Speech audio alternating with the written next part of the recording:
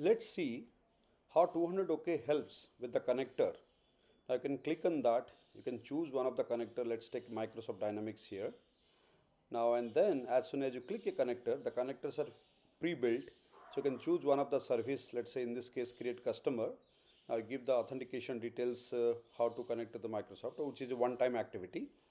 Now once you give this connection and click on submit, the system is going to set up everything behind the scene, and now you can just map the fields that you wanted to, in this case account name, city, phone number, email and everything. Now directly you can go try to create an account and see that how the account is going to get created. Let's say I'm just taking one example of creating over here. I'm just giving some data over here, and now I'll click on save. As soon as I click on save, the customer is going to be created in Microsoft Business Central. Let's verify that. So now I refresh that.